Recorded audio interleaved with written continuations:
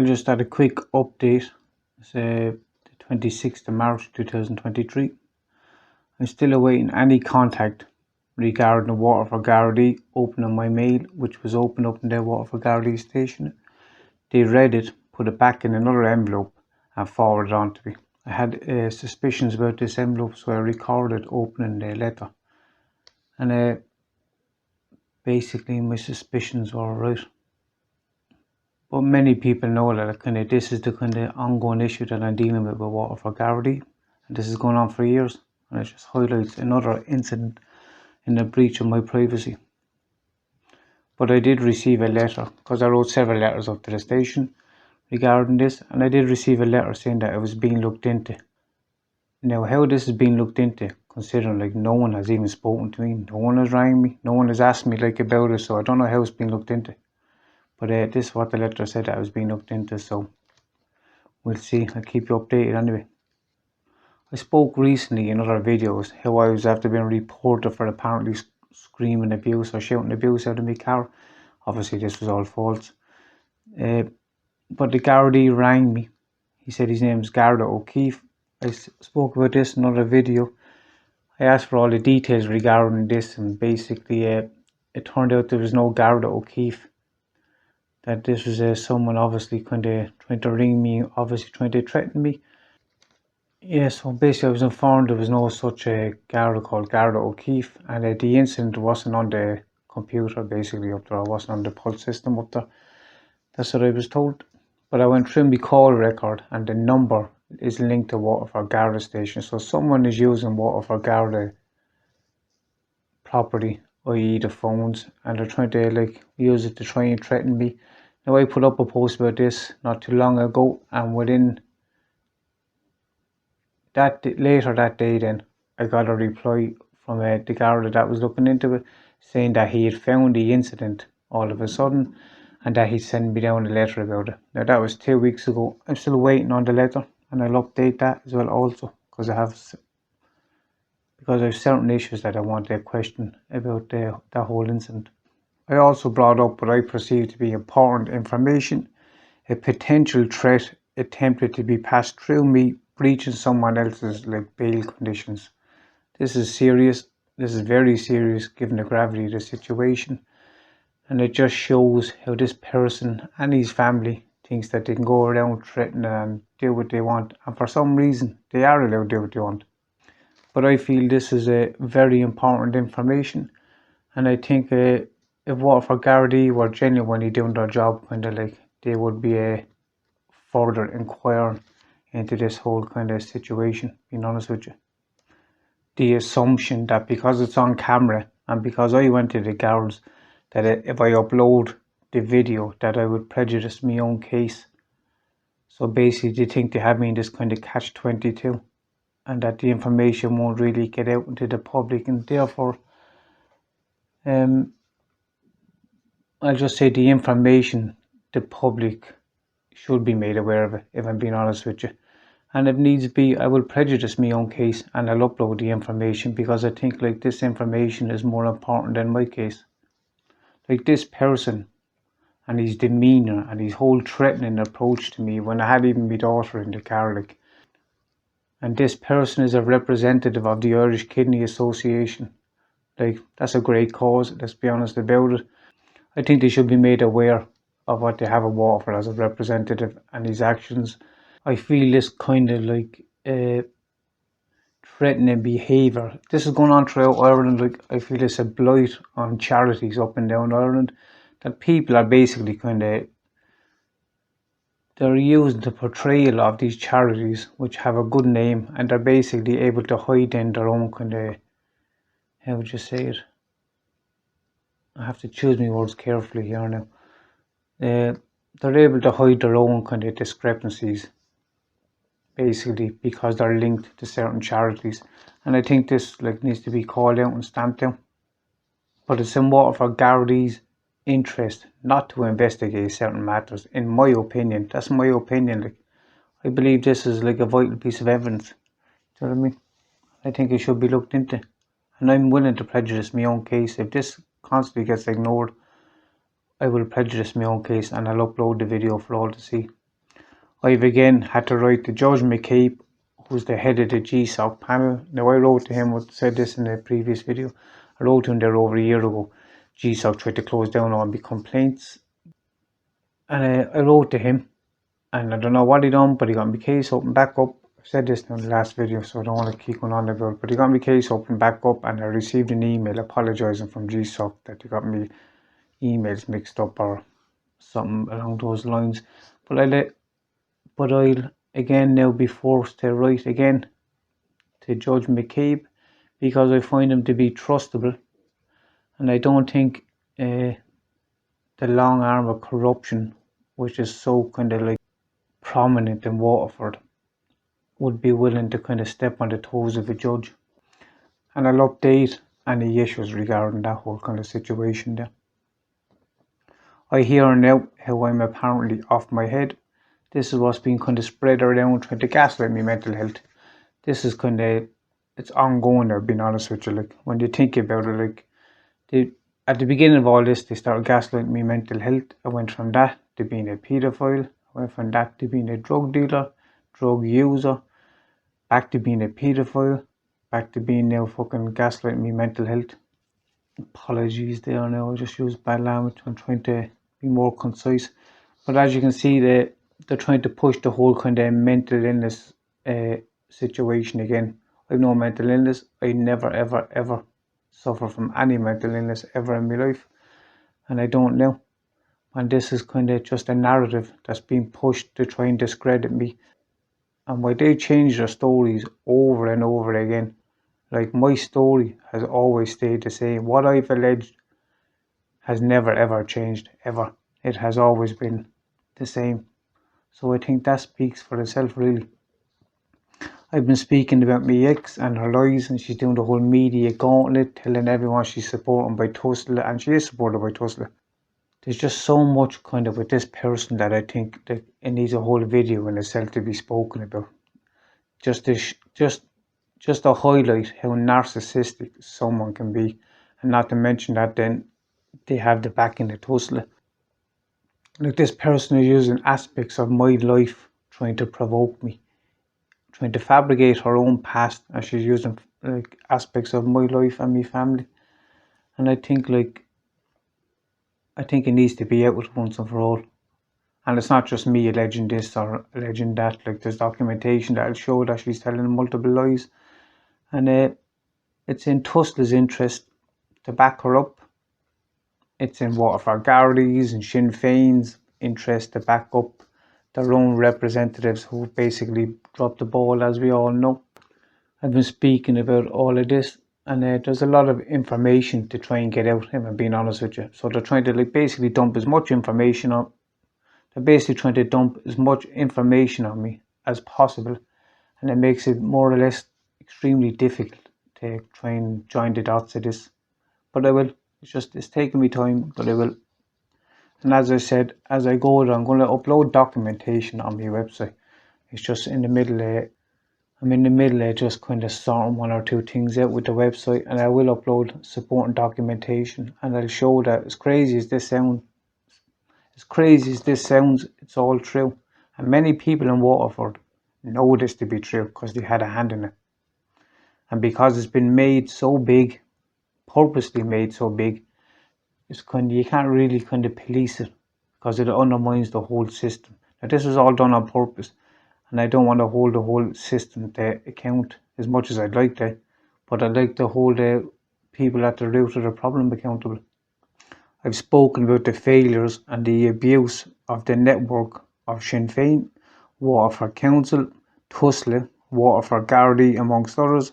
I will address all these further down the road, and I'll add supporting documentation, as I just said. Over the past week there now, there's been a lot of people looking for tattoos and stuff, and kind of like after the drugs were planted, I don't really trust many people, and those that I do trust, they know who they are. Needless to say, I won't be dropping my guard again. Those that are around, I feel, are trustable. Anyone that knows me knows that I won't be money orientated. Like, I don't drink, I don't take drugs, I don't smoke, so kind of like once the bills are paid and my wife and my daughter are happy, I'm happy. And any tattoos I do, they're within the 15 hours a week that I'm allowed to work, so they can report me to the dole all they want, as they have been doing in an effort to try and kind of impede my progress. And anyone I do tattoo know that I barely charge them even to cover the cost of the needles and the inks. So that's that addressed. I want to go back and I want to start explaining this whole kind of situation, because I had explained it up to 2017,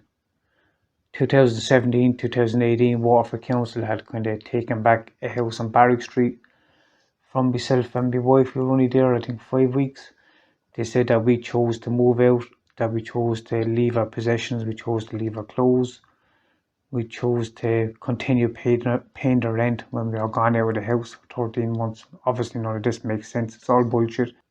They were supposed to be investigating an issue that we had with the neighbours. These same neighbours, as I said, they canvassed from Mr. Culnan, and they had dealings with my ex, and basically they spread all this sexual slander around on behalf of my ex.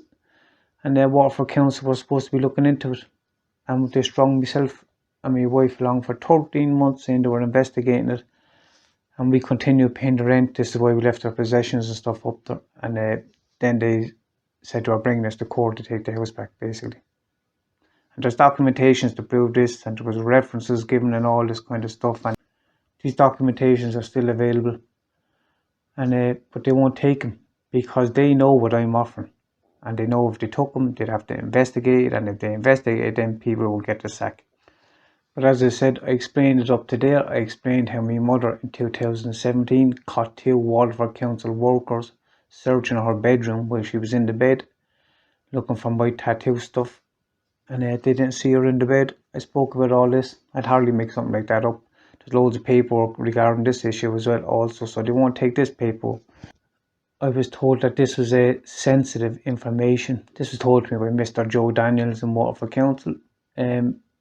The same person that gave me a reference, gave myself and my wife a reference, which I found out later was actually fake, that he didn't have the authority to be giving anyone a reference. It was to dupe us into signing back the house, basically.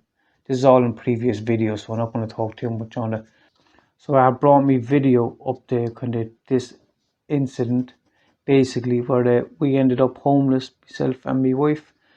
Waterford Council saying that we chose to make ourselves homeless, and like it was basically all bullshit. But to cut a long story short, we were kind of moving between kind of B&Bs and hotels, kind of like waiting for Waterford Council basically to come to a decision, because you're looking for the house swap and all this. And they basically kind of, excuse the language down there, but they fucked us over. So we were kind of between addresses, and we were rammed off the road. And at this stage, myself and my wife, we were in a car crash, pushed off the road by this red car, and the taxi rank rang an ambulance and rang the cops for us. Cops came along, and then the taxi rank said that they didn't know. Then the taxi rank denied ringing the cops and the ambulance for us. I don't really know what happened there, but like they denied having any knowledge of it. But the car was rolled off. My wife was a little bit sick, so she was kind of staying in her parents' on and off, and I was staying in my mother's on and off, while we were looking for places. And we couldn't find anywhere, because this sexual slander had been spread to all the estate agents by an old landlord out in Tramore. The network that was used to do this was the Sinn Féin network. And when you think about what I'm saying, like, it's pretty kind of serious stuff, do you know what I mean? So like, and I couldn't like make this up when you think about it. And a lot of you will know that this is true, because you'd be privy to the information that was spread around, all the slanderous stuff. Not only that, then you also, a lot of you would have engaged in it and spread it from A to B to C. No one actually had the intelligence to question, actually, how come this is spread every time his ex is around. So as I said then, this was this happened in 2017, the whole fiasco on Barrack Street.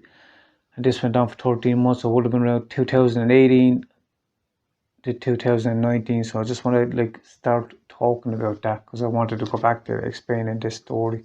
And this only gets crazier from here on in. And I may sound crazy, but as I said, I'll add supporting documents to show that this is all very true. So as I said, this was 2018, 2019. We were in a car crash, myself and my wife. I was staying at my mother's.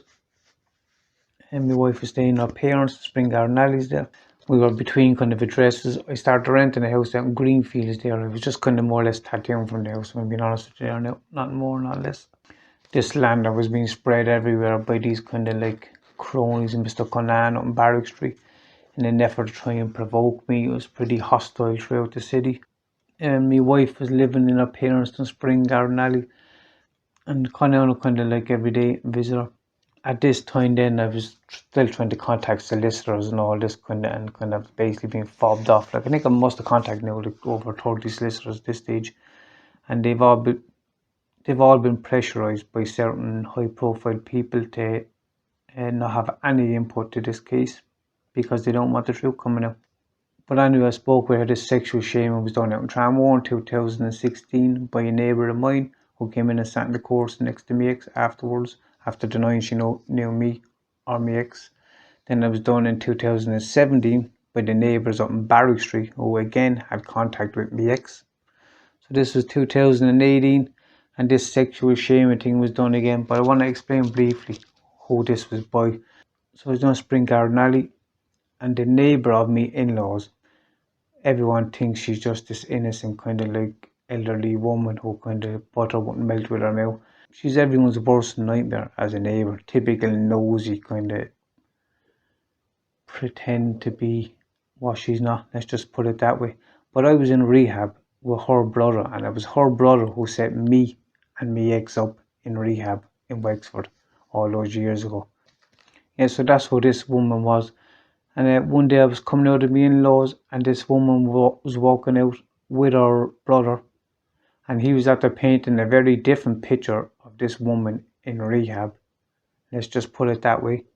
That didn't kind of reflect too nicely on her, and like they basically kind of tripped over each other, like running back in the door. They got such a fright, and he obviously realised it was me, and kind of she heard then that I knew all our dark secrets or whatever you want to call them. There are stuff that she thought that I was going to go around blabbing. If I wasn't, it was none of my business if I'm being honest with you. But she assumed I was going to. And then as my wife was staying in her parents then, she was getting changed up in the bedroom there. There was a neighbour behind her house there now, and every time she would get changed, he was blowing kisses up. This fella was married. He'd blown kisses up at the window to her, and she was telling me about this. And one day I was in the bedroom and I was standing away from the window, so you couldn't really see me at the window. So I was in the shadow, and here he was, and she was just changing her jumper or something, or throwing on. And here he was blowing up kisses to her, like. So I walked over, I stuck my finger up, and I closed the curtains quickly, kind of. And about an hour later, I was downstairs and I was laying flooring. I was on my knees at the front door and I was laying flooring, and there was a knock at the door, so I put up my hand to just open the door and see who it is, and he comes barging in the door, this neighbour who's blowing kisses up at my wife, and he comes barging in the door, throwing kicks and digs and all this kind of like bullshit. It wasn't really my place to be kind of fighting at somebody else's house, being honest with you, so I kind of got up and kind of pushed him out the door, and his wife comes on the scene, so he starts screaming and shouting. She's saying that I'm blowing kisses up at her. Now, no one had even mentioned this, but he came up with all this kind of bullshit screaming and shouting at the door, that basically saying that my wife was lying. And no one had even said any of this, so there was no reason for him to say it. But he came up here then worried that like this was going to go around and throwing these digs and these kicks, and kind of basically came in and attacked me basically on my knees, kind of getting up off the ground basically. This happened on Spring Garden Alley.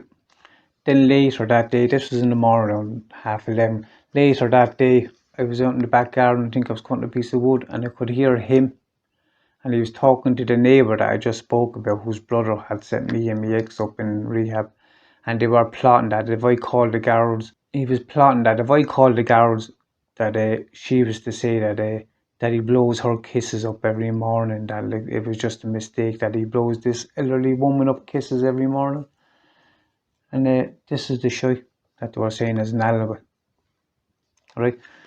And then this neighbour was being all kind of sneaky and kind of like giving it the whole over the top hello. Didn't know I was at the hearing a conversation out the back. A couple of hours later, I'm looking out the front door, and she comes over to give me wife a hug, and her niece, and trying to be all hello and friendly and all this kind of stuff. And I said, I heard your conversation, giving him an alibi. like making up your fake story and all this, and she just went red and she just like ran into our house basically.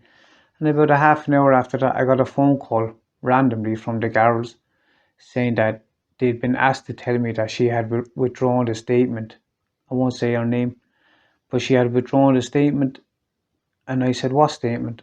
And he said, look, he said, I don't know. He said, I was just asked to ring you up and just tell you that she was at the withdrawal statement. So this neighbour had given your man an alibi. She'd actually went up to the GARDA station and gave your man an alibi behind our backs. And here she was pretending to like give us hugs and all this kind of stuff. And pure snake of a woman, this person.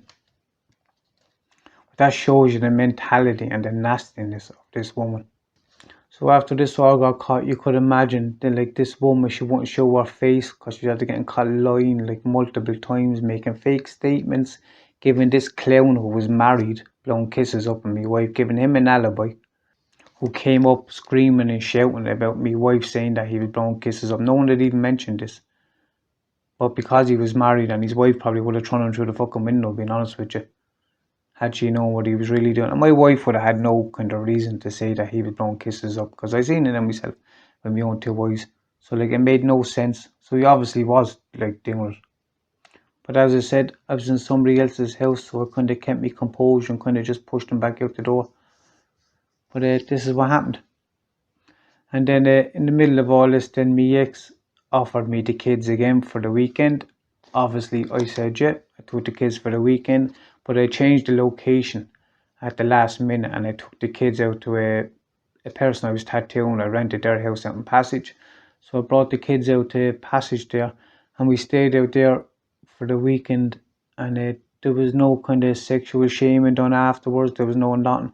And this is because my ex didn't know where we were because I changed the location.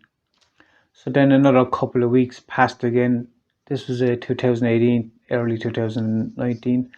And she said, did I want the kids again for the weekend? Now, if you go back to my old video, you see the hassle that she put me through in court, where she wouldn't give the kids over and she breached all the court orders and everything.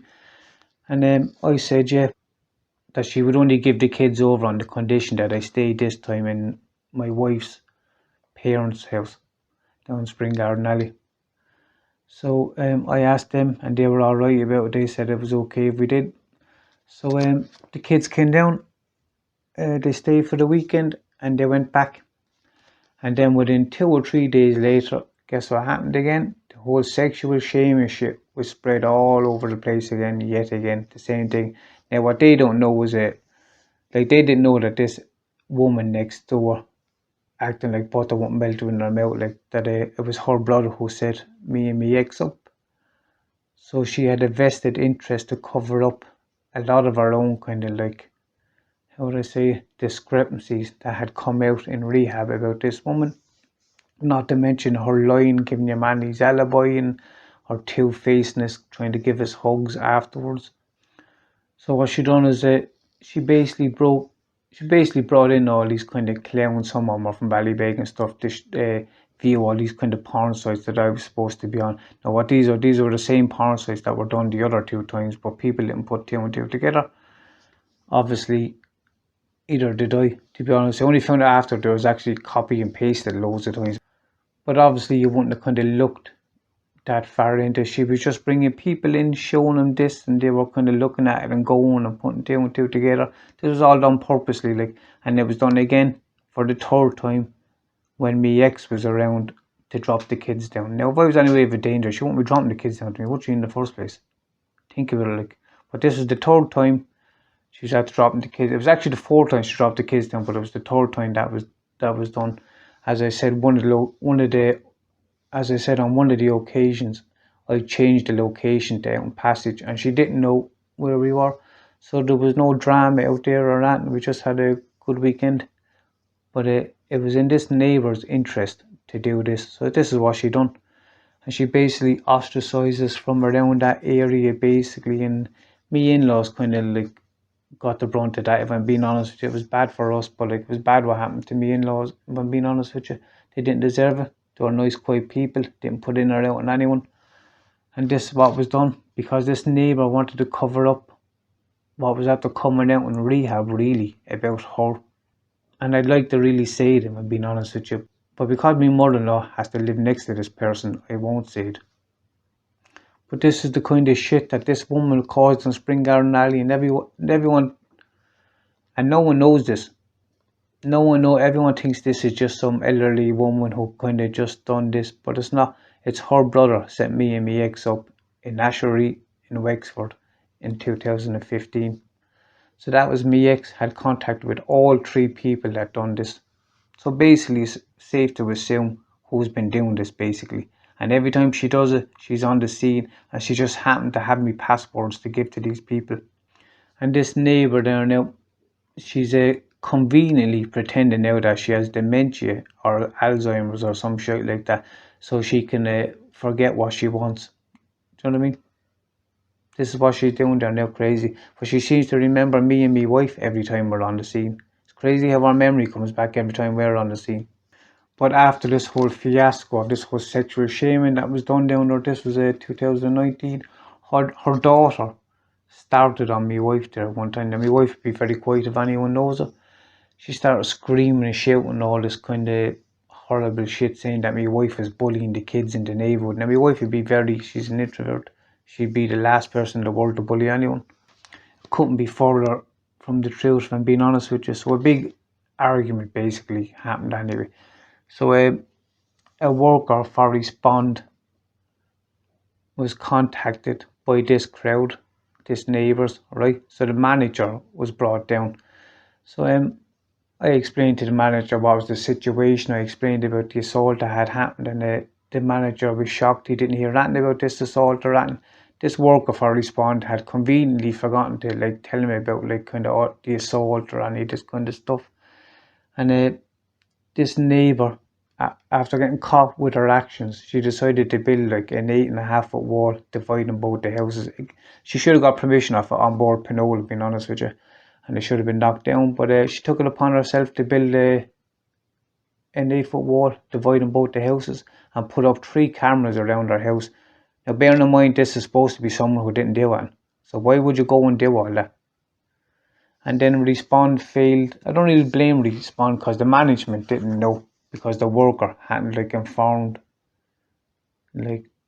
Respond as a group of what was after happening. Being honest with you, the manager was genuinely shocked that he didn't know anything about the assault that was after taking place or the actions of this woman, because the worker that was down there had failed to inform properly and follow the guidelines and tell basically Respond what was really after happening. And for a quiet life, my in-laws basically didn't object to the kind of wall being built separating their houses, being honest with you. So they just left it the way it is, because they're quiet people and they just didn't want the hassle. But as a result of this person's actions, this neighbour, these people were ostracised and treated badly by these neighbours for nothing. They didn't do anything to anyone. Just like my mother done nothing to anyone out in Tramore. This is the whole kind of craziness of this stuff. And this neighbour down Spring Garden Alley, I'd only love to speak about what it is she doesn't want me speaking about that I heard in rehab. And this was all throughout kind of 2019, late 2018 up to 2019. So it was pretty hostile, to say the least, as you could imagine there now. My ex was delighted, gloating at what she was after doing, as usual. So I was getting married in 2019. I was getting married then in October 2019, so I wanted the kids to be the bridesmaids. So she dropped the kids down, I think it was in August, because I wanted to get the dresses fitted for them and kind of get them ready for the wedding. So she dropped the kids down for the weekend, and I brought them off, got them their dresses and all that. And I think I dropped them back on the Sunday. I think they came down either Friday evening or Saturday morning, I'm not sure, but they went back Sunday night. She collected and brought them back, and by Tuesday then she said that the kids are not allowed to go to the wedding unless she's allowed to go to the wedding. That's no word of a lie. So rather than go through all the kind of back and forth, I just said, forget it. There's no way in the world you're coming in on my wedding. But this was in 2019.